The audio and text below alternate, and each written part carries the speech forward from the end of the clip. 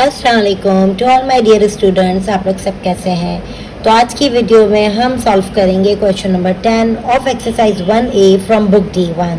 I would like to thank you to दोस्त who have already subscribe my channel, और जिन्होंने अब तक मेरा चैनल सब्सक्राइब नहीं किया तो काइंडली सब्सक्राइब इट और प्लीज़ बेल का आइकन दबाना मत भूलिएगा। तो let's see what we are asked to find in question number 10। So determine whether each of the following is a prime or a composite number. Prime number, as you all know, that वो number होते हैं जिसके सिर्फ दो ही factor होते हैं, 1 and the number itself. जबकि composite number वो number होते हैं जिनके more than 2 factors होते हैं। तो आइए देखें इसको किस तरह solve करते हैं।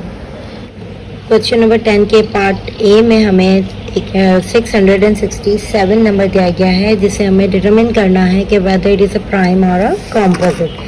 तो सबसे पहले हम डिविजिबिलिटी रूल को फॉलो करते हुए हम 2 के टेबल से चेक करेंगे कि whether it can B divided और नॉट। लास्ट डिजिट जो कि ऑड नंबर में है तो इसका मतलब है कि it can't be divisible by 2।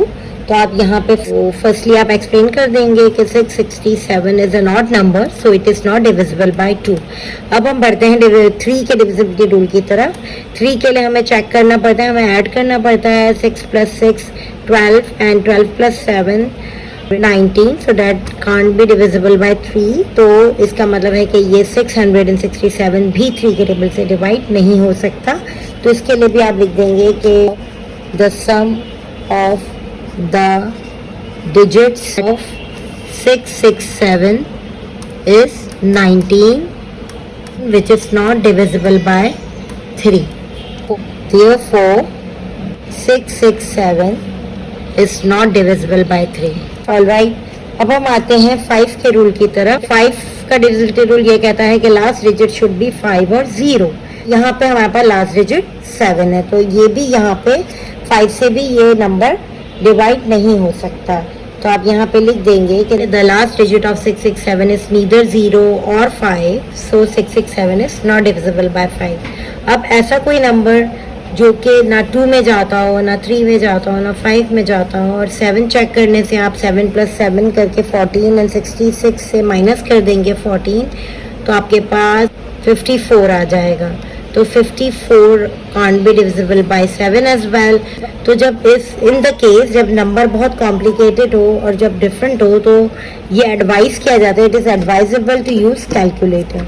सो यहाँ पे आप अपनी ही बुक के पेज नंबर एक टिप दी गई है पेज नंबर 13 में हमें टू टेस्ट वेदर, मैं लास्ट की 4th लास्ट लाइन से मैं पढ़ूंगी, to test whether the number is, और यहाँ पे उन्होंने एक नंबर को एग्जाम्पल बना के बताया क्या है कि 997 is divisible by prime numbers more than 5, it is advisable to use a calculator.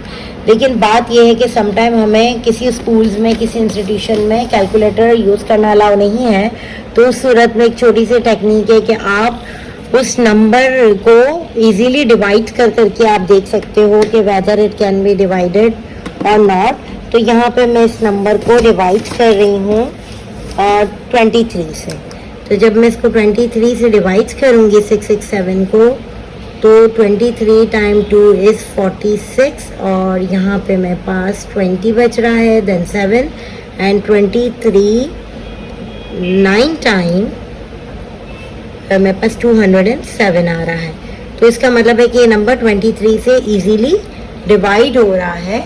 तो we can write that 667 is divisible by prime factor 23, divisible by 23, so 667 is a composite number। तो let's move to B part।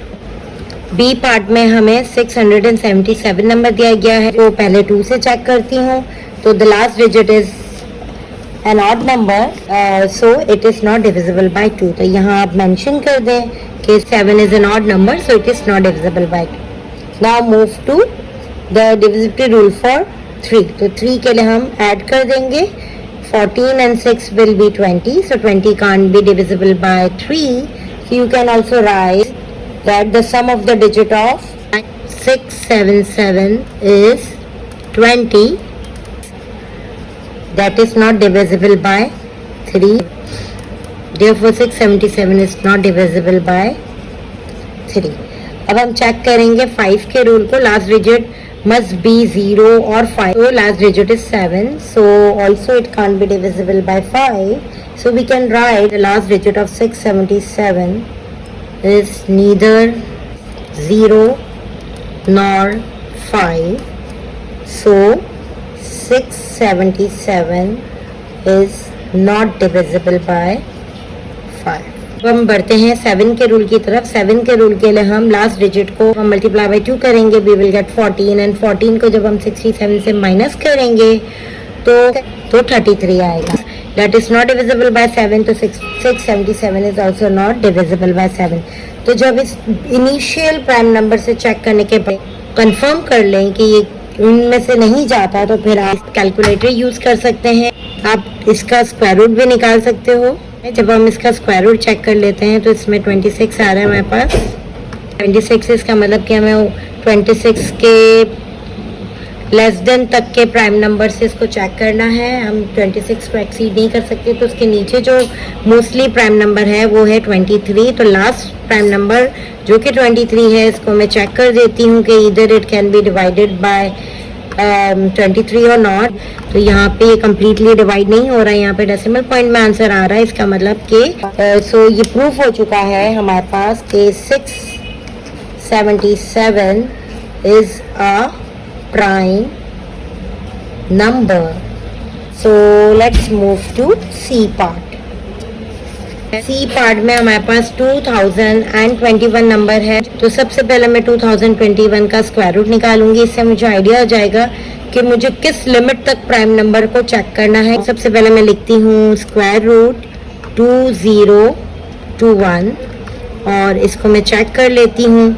तो यहाँ पे maximum जो है वो 44 आ रहा है मेरे पास, 44.95 आ रहा है। इसका मतलब ऐसा प्राइम नंबर जो कि 44 के क्वाइट क्लोज है, तो उस प्राइम नंबर तक मैं चेक कर सकती हूँ कि इधर इट कैन बी डिवाइडेड और नॉट। तो यहाँ पे 43 जो है वो ऐसा प्राइम नंबर है जिससे हम चेक कर सकते हैं कि इधर this can be divided by it और नॉट। और ये 43 तक के प्राइम नंबर्स में किसी के साथ भी डिविजिबल हो गया, तो इसका मतलब है कि ये हमारा कॉम्पोजिट नंबर है। तो लेट्स गेट स्टार्टेड। तो सबसे पहले हम बेसिक नंबर को खुद देख लेते हैं। लास्ट में 1 डिजिट है तो it can't be divisible by 2, then we can add on 2 + 2 + 1, so it is 5.